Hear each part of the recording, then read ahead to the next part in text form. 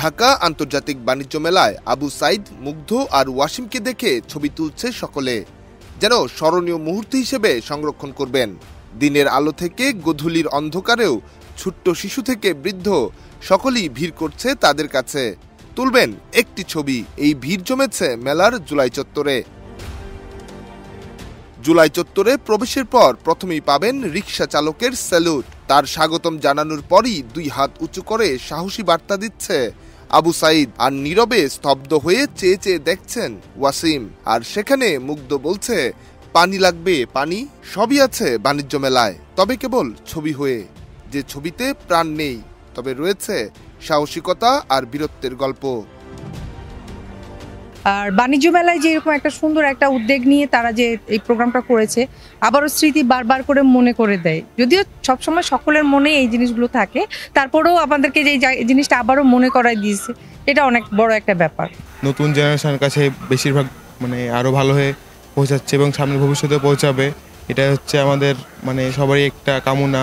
আমাদের সাথে কি হয়েছে না হয়েছে, জুলাই বিপ্লবে সব কিছু জানতে পারবে, নতুন নতুন সবাই দেখতে পারবে।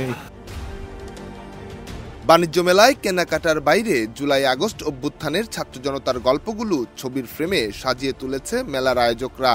আর এমন গল্পে সাক্ষী হয়েছেন সনদ না পাওয়ার আক্ষেপ নিয়ে থাকা এক মুক্তিযোদ্ধাও। আমি মুক্তিযোদ্ধার ৭১-এও আমি কিন্তু বন্দী ছিলাম, তারপরেও আমার এটা ভালো লাগছে। কেন বুঝে দেখেন, আমি কিন্তু মুক্তিযোদ্ধার একটা সৈনিক ছিলাম, কিন্তু আমাকে সার্টিফিকেট দেওয়া হয় নাই। আমাকে বন্দি করে পাকিস্তানি আর্মিরা চিটাগাং সার্কিট হাউসে দেখছিল। এই যে জিনিসগুলো হয়েছে, এই জিনিসটাকে আমি অত্যন্ত গর্বের সাথে আমি বলছি, এটা হওয়া উচিত ছিল এবং এটা খুব সুন্দর একটা জিনিস। জুলাই অভ্যুত্থানের স্পিরিটকে ধারণ করে ঢাকার আন্তর্জাতিক বাণিজ্য মেলায় স্থান পেয়েছে ওয়াসিম থেকে শুরু করে মুগ্ধ, আবু সাইদের ছবি।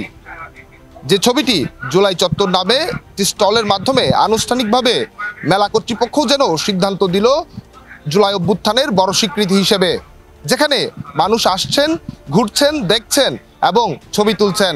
অনেকের প্রত্যাশা, এই ছবির মাধ্যমেই ইতিহাস জানান দিবেন নতুন প্রজন্মের কাছে, গুরুত্ব পাবে জুলাই অভ্যুত্থানের। নিহার সরকার, অঙ্কুর, দেশ রূপান্তর।